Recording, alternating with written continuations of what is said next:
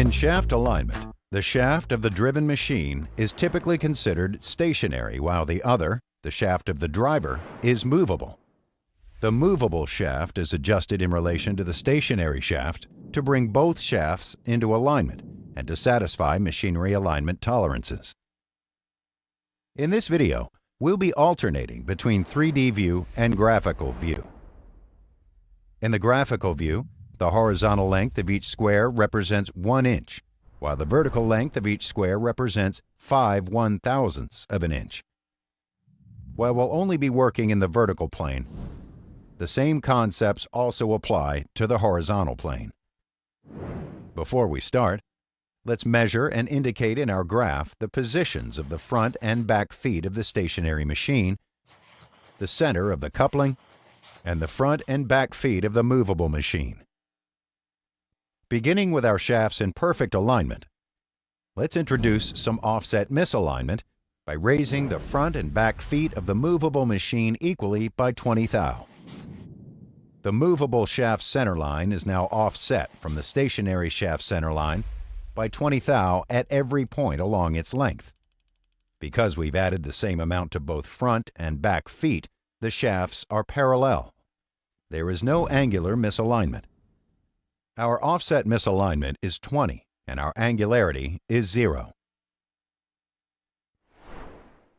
In our next example, we'll induce both offset and angular misalignment by raising the back feet by 20 thou while leaving the front feet where they are.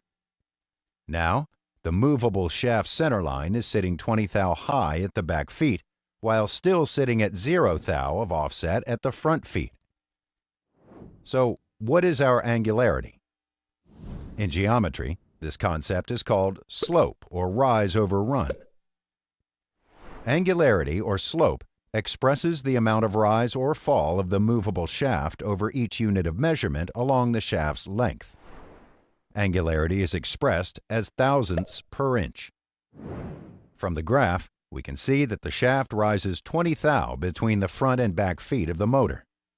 The distance between the front and back feet of the motor is 10 blocks across, or 10 inches.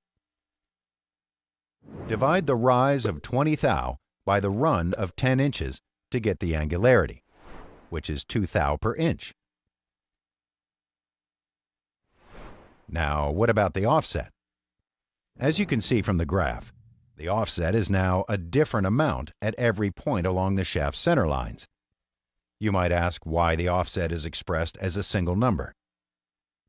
It is because there is a standard reference point for offset misalignment at the plane of power transmission, typically at the center of the coupling. The graph shows that the offset is 20 thou at the back feet and 0 thou at the front feet. We know that the offset changes by 2 thou for every inch we move along the shaft. The coupling center is 4 inches from the front feet. Over those 4 inches, the movable shaft will drop an additional 8 thou, 4 inches times 2 thou. Therefore, the offset at the coupling center is negative 8 thou. In this example, the movable shaft is sitting low at the coupling, but high at the rear feet.